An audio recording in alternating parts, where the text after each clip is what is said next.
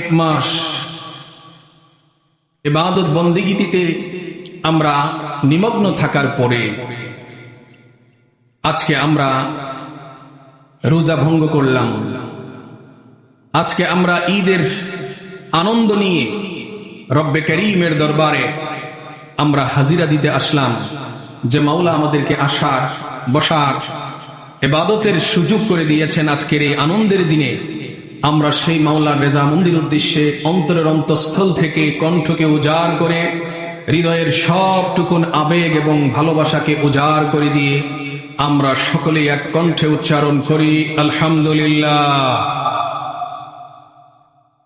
ঈদ শব্দটি একটি আরবি শব্দ, কিন্তু বহুল ব্যবহারের কারণে এই শব্দটি এখন আমাদের এই ভাষারই একটি শব্দে পরিণত হয়েছে। ঈদ শব্দের তিনটা অর্থ আছে। এক নম্বর ঈদ হলো আল ফারহাহ, মানে ঈদ হচ্ছে আনন্দ, উল্লাস, উৎসব ইত্যাদি। যেহেতু এই দিনে মুসলমানেরা বৈধভাবে তারা আনন্দ উল্লাস করবে, এটা করার জন্য তাদেরকে অনুমতি দেওয়া হয়েছে, এজন্য এই দিনটিকে বলা হয় ঈদের দিন বা আনন্দের দিন। আর একটা অর্থ আছে, ঈদ শব্দটা আউদুন শব্দ থেকে উচ্চারিত। আউদুন শব্দের অর্থ হচ্ছে বারবার ফিরে আসা। যেহেতু ঈদ আমাদের মাঝে ভ্রাতৃত্বের বার্তা নিয়ে, আনন্দের বার্তা নিয়ে, সহানুভূতির বার্তা নিয়ে, সহমর্মিতার বার্তা নিয়ে আমাদের ঘরে ঘরে প্রতি বৎসর ফিরে আসে নতুন চাঁদ উদিত হওয়ার মাধ্যমে, এজন্য এই দিনটাকে বলা হয় ঈদের দিন, যা প্রতি বৎসর অন্তত দুবার আমাদের মাঝে ফিরে আসে। ঈদ শব্দের আরেকটা অর্থ আছে। ঈদ মানে আদাতুন থেকে উচ্চারিত। আদাতুন মানে হচ্ছে অভ্যাস। যেহেতু আমরা টানা এক মাস একটি বিরতিতে ছিলাম, সুবে সাদেক থেকে নিয়ে ফজর পর্যন্ত, সুবে সাদেক থেকে নিয়ে মাগরিবের আজান পর্যন্ত আমরা সকল প্রকার পানাহার এবং সম্ভোগ থেকে আমরা বিরত ছিলাম। আজকের এই দিনের মাধ্যমে আমরা আবার স্বাভাবিক জীবনে যেহেতু আমরা ফিরে এসেছি, আমাদের সেই চিরায়িত অভ্যাসে ফিরে এসেছি, এই জন্য এই দিনটাকে বলা হয় ঈদের দিন বা সাধারণ অভ্যাসে ফিরে আসার দিন। সুবহানাল্লাহ, সুবহানাল্লাহ। সুপ্রিয় উপস্থিতি, মুসলিম জাহানে ঈদের প্রচলন কখন থেকে হলো? আমরা যদি ইসলামের ইতিহাসের দিকে তাকাই তাহলে দেখতে পাই আমাদের প্রাণের স্পন্দন বিশ্বনবী, মানবতার বন্ধু বিশ্বনবী মুহাম্মদুর রাসূলুল্লাহ সাল্লাল্লাহু আলাইহি ওয়াসাল্লাম, তিনি তার প্রিয় জন্মভূমি মক্কাতুল মুকাররমা তিনি ত্যাগ করে, হিজরত করে তিনি মদিনায় পাড়ি জমান। মদিনায় আসার পর তিনি দেখতে পেলেন মদিনাবাসী তারা একটা দিনে আনন্দ উৎসব করে, তারা খেলাধুলা করে। তখন নবী করিম সাল্লাল্লাহু আলাইহি ওয়াসাল্লাম তাদেরকে ডাক দিয়ে বললেন, তোমাদের এই দিনটার তাৎপর্য কি? তখন তারা বলে যে এটা আমাদের একটা সেই প্রাচীন কাল থেকে প্রচলিত, আমরা এই দিনটাতে সবাই মিলে আমরা আনন্দ করি, খেলাধুলা করি।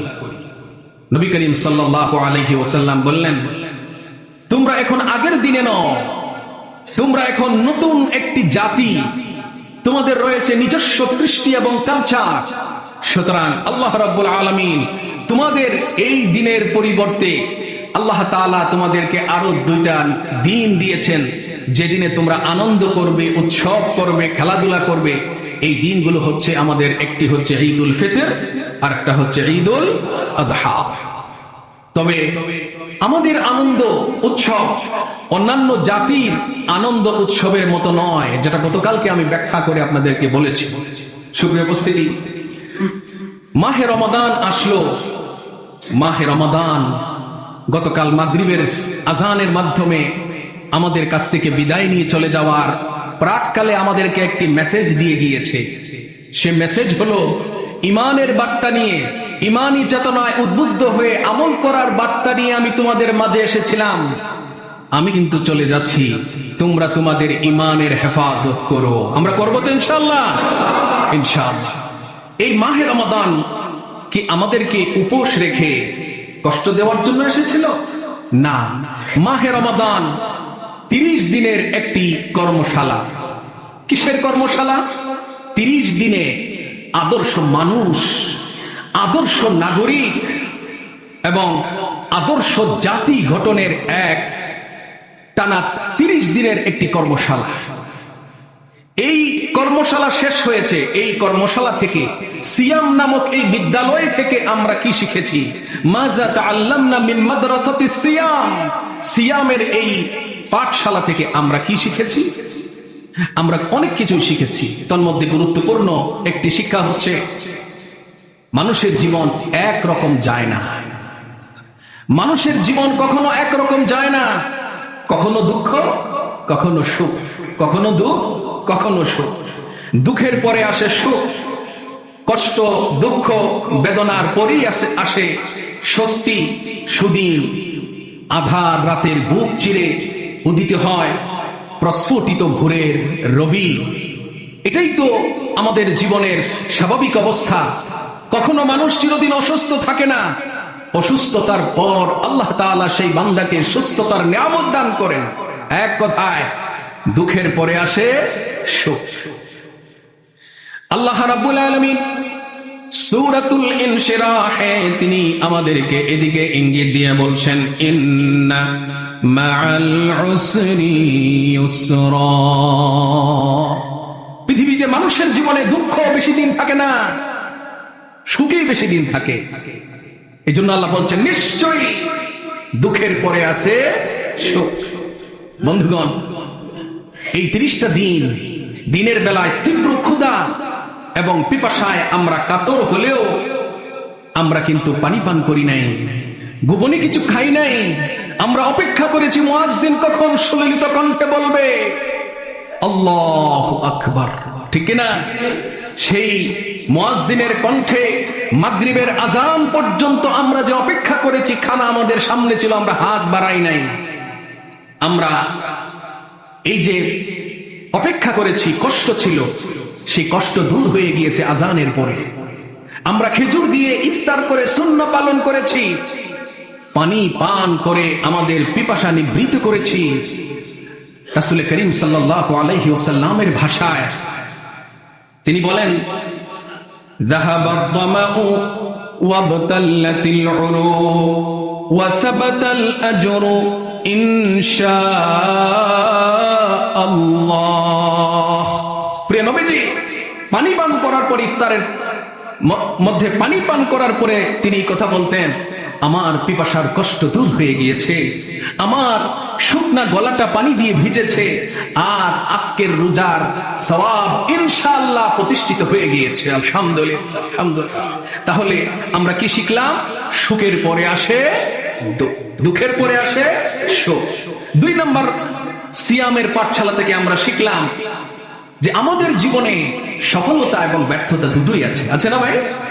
সফলতা, ব্যর্থতা, লাভ, ক্ষতি সবই আছে। প্রতিটি সফলতার পিছনে রয়েছে সবর তথা ধৈর্যের নজরানা। প্রত্যেকটা সফলতার পিছনে আছে ধৈর্য। ধৈর্য যদি না থাকে সফলতা আসবে না। ধৈর্য আর অব্যাহত প্রচেষ্টার ফসল হচ্ছে কামিয়াবি, সফলতা, সাকসেস। আমরা সবাই সাকসেসটা চাই, কিন্তু সাকসেসের আগে, সফলতার আগে আমাকে যা করতে হবে, ধৈর্যের পরাকাষ্ঠা প্রদর্শন করতে হবে, এটা কিন্তু আমরা ভুলে যাই। আল্লাহ তাআলা আমাদেরকে বানিয়েছেন এমন এক জাতি, যে জাতির পরিচয় দিয়েছেন আল্লাহ তাআলা, যে জাতি হচ্ছে ধৈর্যের জাতি। আল্লাহ রাব্বুল আলামিন কোরআনে কারীমের জায়গায় জায়গায় আমরা যদি ধৈর্য ধারণ করে লক্ষ্য পানে যদি আমরা এগিয়ে যাই, আল্লাহ রাব্বুল আলামিন আমাদেরকে সুসংবাদ দিয়েছেন সফলতা। আল্লাহ রাব্বুল আলামিন বলেন, ওয়াবাশশিরিস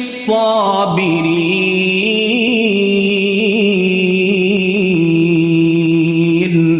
আল্লাহ পাক বলছেন, যারা ধৈর্য ধারণ করে, জীবনের বাঁকে বাঁকে পরতে পরতে যারা ধৈর্য ধারণ করে, হে নবী আপনি তাদেরকে সুসংবাদ দিন এই পার্থিব জীবনে সফলতা এবং মৃত্যুর পর অনন্ত অসীম জীবনের সফলতার জান্নাতুল ফেরদাউসের আপনি সুসংবাদ দিয়ে দিন। সুবহানাল্লাহ।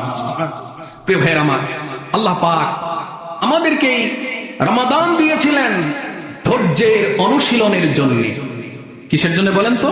ধৈর্যের অনুশীলনের জন্য। আমরা যেন ধৈর্যের এক্সারসাইজ করতে পারি, ধৈর্যের অনুশীলন যেন করতে পারি, এজন্য আল্লাহ তাআলা আমাদেরকে এই রমাদান দিয়েছেন। এই রমাদান হচ্ছে নিজেকে ধৈর্য ধারণের ক্ষেত্রে একজন সক্ষম ব্যক্তি হিসাবে গড়ে তোলা। এজন্যই আল্লাহ পাক জান্নাত রেখেছেন ওই ব্যক্তিদের জন্য যারা আল্লাহ পাকের ইবাদত বন্দিগিতে কষ্টের উপরে ধৈর্য ধারণ করে। ভাইরা, সারাদিন রোজা রেখে 20 রাকাত তারাবির নামাজ পড়া এটা কিন্তু অতি সহজ বিষয় নয়, ঠিক কিনা ভাই? কঠিন বিষয়। আল্লাহ পাক জান্নাত রেখেছেন ওই ব্যক্তিদের জন্য যারা জীবন চলার পথে যখন বালা মুসিবতের সম্মুখীন হবে তখন সে ধৈর্য ধারণ করবে। এমনকি দ্বীনের ক্ষেত্রে যখন সে বিভিন্ন ধরনের বালা মুসিবতের সম্মুখীন হবে, দ্বীনের কথা বলতে গেলে চ্যালেঞ্জ আসবে, দ্বীনের কথা হক কথা বলতে গেলে কখনো জেল আসবে, হক কথা বলতে গেলে কখনো জুলুম আসবে, হক কথা বলতে গেলে কখনো আপনার গতিপথ রোধ করে দেওয়া হবে, হক কথা বললে কখনো আপনাকে হুমকি দেওয়া হবে। এই সব কিছুর উপরে যে ব্যক্তি ধৈর্য ধারণ করবে আল্লাহ পাক তাদের জন্যই জান্নাত রেখেছেন। এই দুনিয়াতে চলার পথে আপনার জীবন একরকম যাবে না। আপনাকে কখনো ক্ষুধায় কষ্ট করতে হবে, আপনাকে কখনো ভীতির সঞ্চার হবে, এখানেও আপনাকে ধৈর্য ধারণ করতে হবে। এবং কখনো কখনো ফল ফসলের ক্ষতি হবে, আপনজনের বিয়োগ হবে, আপনজন চোখের সামনে চলে যাবে, আপনাকে সকল ক্ষেত্রে ধৈর্য ধারণ করতে হবে। আপনি যদি ধৈর্য ধারণ করতে পারেন, আল্লাহ পাকের পক্ষ থেকে আপনার আমার জন্য সুসংবাদ রয়েছে। বলেন তো কিসের সুসংবাদ? জান্নাতের। বলেন কিসের? জান্নাতের সুসংবাদ। প্রিয় ভাইরা আমার, ফেরেশতারা যারা আল্লাহ পাক কর্তৃক নিষিদ্ধ জিনিসগুলো থেকে যারা ধৈর্য ধারণ করে, ফেরেশতারা তাদের জন্য শান্তি কামনা করে। মন চায় ঘুষ খাই, কিন্তু কেন খাই না? কারণ এটা অবৈধ। ঘুষ খেলে আমার লাইফস্টাইলটা একটু পরিবর্তন হবে, একটু রিল্যাক্স আসবে, কিন্তু আমি ঘুষ খাই না। কারণ কি? আমার মাওলা নিষেধ করেছেন, আমার আল্লাহ নিষেধ করেছেন। এই যে সুযোগ থাকার পরেও, অপরাধের সুযোগ থাকার পরেও ধৈর্য ধারণ করা, এই ধৈর্য যারা ধারণ করবে ফেরেশতারা তাদের জন্য শান্তি কামনা করে বলে কোরআনের ভাষায় আল্লাহ রাব্বুল আলামিন বলেন, সালামুন আলাইকুম বিমা সাবারতুম ফানি'মা উকবাদ-দার। সালামুন আলাইকুম, তোমাদের উপরে শান্তি বর্ষিত হোক। কেন? বিমা সাবারতুম, কারণ তোমরা ধৈর্য ধারণ করেছো।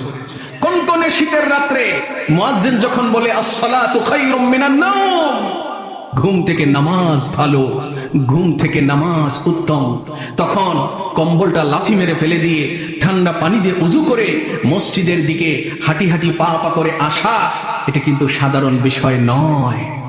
এখানেও ধৈর্যের পরীক্ষা আছে না নাই? ধৈর্যের পরীক্ষা আছে। প্রিয় বন্ধুগণ, মন চায় অনেক মা বোনের বেপরদা হয়ে চলার, কারণ বর্তমান ফ্যাশনের যুগ,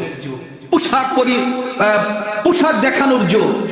কিন্তু যারা পর্দা করে, গরমের মধ্যে যারা পর্দা করে কষ্ট হয়, এই কষ্ট যারা সহ্য করে আল্লাহ পাক তাদের জন্য জান্নাতের সুসংবাদ রেখে দিয়েছেন। বলেন আলহামদুলিল্লাহ। প্রিয় বন্ধুগণ, আমরা আমাদের সমাজে কি দেখছি? তালাকের প্রবণতা বেড়ে গিয়েছে। এত তালাকের প্রবণতা বেড়ে গিয়েছে। এর পিছনে কারণ কি? এর পিছনে কারণ হচ্ছে সবরের অভাব, ধৈর্যের অভাব। আজকে যদি আমরা ধৈর্য ধারণ করতে পারি, আমাদের জীবন বিপন্নতার হাত থেকে বেঁচে যাবে, ধ্বংসের হাত থেকে বেঁচে যাবে।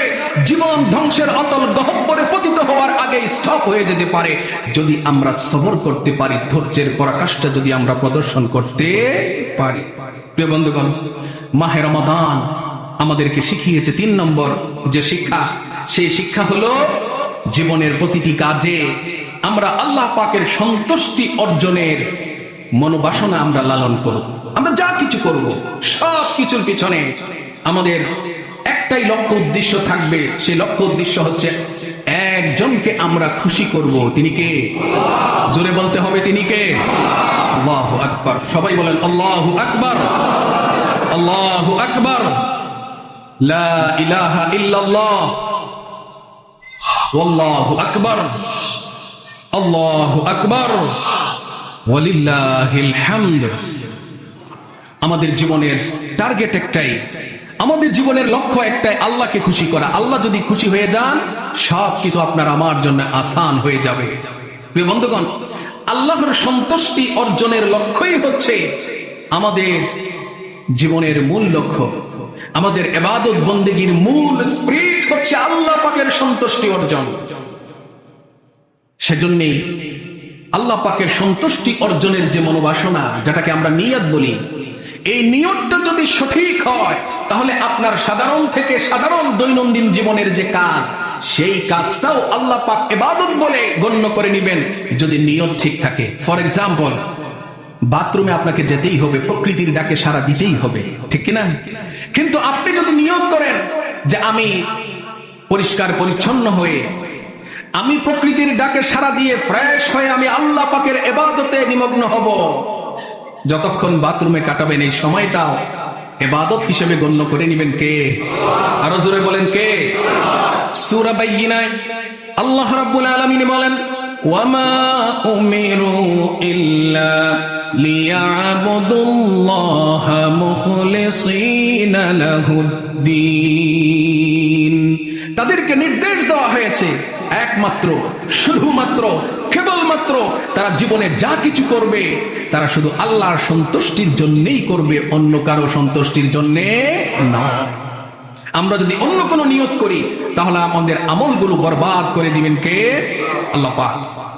আমাদের সিয়াম নামক বিদ্যালয় থেকে আমরা চতুর্থ যে শিক্ষাটা আমরা অর্জন করি, তা হচ্ছে আল্লাহ তাআলার গোলামি। আমরা কার গোলাম? আরো জোরে বলেন কার? আমরা আল্লাহ পাকের গোলাম হতে পারি। আমি আমার সমাজে আমার পরিচয়, আমি চৌধুরী, আমি অমুক, আমি তমুক, কিন্তু আমাদের একটাই পরিচয়, আমরা কার গোলাম? আল্লাহ পাকের গোলাম। আল্লাহ তাআলার গোলামি তথা দাসত্বের বাস্তব যে অনুশীলন, এই বাস্তব অনুশীলনটা আমরা সিয়াম নামক বিদ্যালয় থেকে আমরা এর বাস্তব অনুশীলন দেখতে পাই। এটা এখানে এর বাস্তব নমুনা দেখতে পাই। আমরা কিভাবে দেখেন, আমরা একজনের কথায় কাজ ছেড়ে দেই, আর ওই সত্তার, পবিত্র সত্তার কথায় আবার আমরা কাজ শুরু করি। আমরা সেহরি খাওয়া শেষ করি কখন? ফজরের আজানের একটু আগে, অথবা আজানের সাথে সাথে আমরা খাওয়া শেষ করে দিই, খাওয়া বন্ধ করে দিই, খানা পিনা বন্ধ করে দিই। আর মাগরিবের আজান শোনা মাত্রই আমরা আবার খানা পিনা শুরু করি। তাহলে আমরা হুকুম মানলাম কার? কথা জোরে বলেন কার? আমরা এখানে বলি না যে না, আমি তো স্বাধীন, আমি কেন আমার খাবার বন্ধ করব, কেন আমি আমার খাবার ছেড়ে দেব? এটা কি কেউ বলি? আমরা বলি না। তাহলে 30টা দিন আমরা এই যে আল্লাহ পাকের হুকুমের দাসত্বে আমরা যে অনুশীলন করলাম, এটাই রমাদানের শিক্ষা। এই শিক্ষাটাই বাকি 11 মাস আমাদেরকে ধরে রাখতে হবে। শিক্ষা নম্বর 5, সারা বছর আমাদেরকে কোরআনের সাথে লেগে থাকতে হবে। এই রমাদান মূল্যবান হয়েছে, দামি হয়েছে কোরআনের কারণে। এই কোরআন আমরা তিলাওয়াত করেছি রমজানে, কেউ কাউকে বলতে হয় নাই, সবাই রমজানে কোরআন তেলাওয়াত করেছে প্রায়। এই তেলাওয়াত বাকি 11 মাস বন্ধ রাখলে চলবে না। এই কোরআনের সাথে আমাদের জীবনটাকে যদি আমরা জড়িয়ে দিতে পারি, তাহলে আমাদের জীবন সফল করে দিবেন কে? আল্লাহ। নাম্বার 6, সিয়াম নামক একটা ঢাল, সিয়াম নামক একটা লৌহ বর্ম, সিয়াম নামক একটা দুর্গে আমরা আশ্রয় নিয়েছিলাম 1টি মাস। অর্থাৎ আমরা দিনের বেলায় কি করি নাই? অন্যায় অনাচারে লিপ্ত হই নাই। সুতরাং এই যে আমরা দিনের বেলায় আমরা যে অন্যায় অনাচার থেকে, এমনকি বৈধ কাজ থেকেও আমরা যে দিনের বেলায় বিরত থাকলাম, এই সিয়াম আমাদেরকে বিরত থাকার প্রশিক্ষণ দিল, আমাদেরকে মূলত দুজকের আগুন থেকে বাঁচিয়ে দিল। সুবহানাল্লাহ। ঢাল যেমন শত্রুর আঘাত থেকে বাঁচায়, সিয়াম আমাদেরকে পরকালে আল্লাহ পাকের আযাব থেকে রক্ষা করবে ইনশাআল্লাহ। সংক্ষেপে যেহেতু সময় শেষ, আমি শেষ করে দিচ্ছি। আমরা শুধু নিজের স্বার্থে বেঁচে থাকবো না, এটা 7 নম্বর শিক্ষা। আমরা শুধু নিজের স্বার্থে বেঁচে থাকবো না, মুসলিম উম্মার প্রতিটি সদস্য উম্মার স্বার্থে পৃথিবীতে বেঁচে থাকবে। ম্যান ফর ম্যান, মানুষ মানুষের জন্য সিয়াম আমাদেরকে এটা শিক্ষা দেয়। কিভাবে? দেখেন, আল্লাহর নবী বলেছেন, কোন ব্যক্তি যদি একজন রোজাদারকে ইফতার করায়, তাহলে ওই ব্যক্তি যাকে ইফতার করালো সে সারাদিন রোজা রেখে যে সওয়াব পাবে, সেই সমপরিমাণ সওয়াব যিনি ইফতার করিয়েছেন তার আমলনামায় আল্লাহ রাব্বুল আলামিন দান করে দিবেন। সুবহানাল্লাহ। অর্থাৎ এর মাধ্যমে মানবতার কল্যাণে পারস্পরিক সহযোগিতা, সহমর্মিতা এবং সার্বজনীন ভ্রাতৃত্বের চেতনা নিয়ে এই জীবনে বেঁচে থাকার শিক্ষাই সিয়াম আমাদেরকে দিয়েছে। এই প্রশিক্ষণটাই আমরা অর্জন করেছি। সর্বশেষ শিক্ষা হলো আত্মনিয়ন্ত্রণ। আত্মনিয়ন্ত্রণ উন্নত এবং সচ্চরিত্রের মূল চাবিকাঠি হচ্ছে আত্মনিয়ন্ত্রণ। মন চাইলেই আমি এটা কিছু করতে পারবো না, আমার মনকে নিয়ন্ত্রণ করতে হবে। মনকে যদি নিয়ন্ত্রণ করতে পারি, তাহলে আল্লাহর ওলির কাতারে আল্লাহ পাক আমাদের নাম লিখে দিবেন। আলহামদুলিল্লাহ বলি। সুতরাং একজন রোজাদার এই শিক্ষাটা কিভাবে নেয়? রোজা অবস্থায় মানুষের মাথা গরম থাকে প্রায় সময়, বিশেষ করে জোহরের পরে। ওই সময় দেখবেন ঝগড়াঝাটি বেশি হয় রাস্তাঘাটে। ওই সময় কোন ব্যক্তি যদি আপনাকে গালি দেয়, আপনারও মুখ আছে, আপনি গালি দিতে পারেন, কিন্তু আপনি গালি দিতে পারেন না কারণ আপনি রোজাদার, আপনি শালীনতার প্রশিক্ষণ নিচ্ছেন। আপনি ওই ব্যক্তিকে শুধু বলবেন, আমিও গালি দিতে পারি, আমার হাত আছে, আমিও তোমাকে মারতে পারি, কিন্তু আমি তোমাকে আজকে গালি দেব না, আমি তোমাকে মারবো না, কারণ আমি একজন রোজাদার। তাহলে বোঝা গেল এই যে নিয়ন্ত্রণের শিক্ষাটা, এই শিক্ষাটা যদি আমরা অর্জন করতে পারি, তাহলে আমাদের জীবন সাকসেসফুল হয়ে যাবে ইনশাআল্লাহ। প্রিয় বন্ধুগণ, এক কবি তার দোয়ার মাধ্যমে আমাদেরকে এভাবে ঈদের দিনে আমরা যেন একজন আরেকজনের জন্য এভাবে দোয়া করি, আল্লাহ করে हर ख्वाहिश पूरी हो आपकी, अल्लाह करे हर ख्वाहिश पूरी हो आपकी, जिंदगी में बहार ही बहार हो आपकी। আল্লাহ তাআলা আপনার জীবনের প্রতিটি আশা আকাঙ্ক্ষাকে আল্লাহ তাআলা পূর্ণ করুন এবং আপনার জীবনে আনন্দের বসন্ত বয়ে যাক, এই কামনাই করি ঈদে। এটা আমরা করি না সবার জন্য ইনশাআল্লাহ।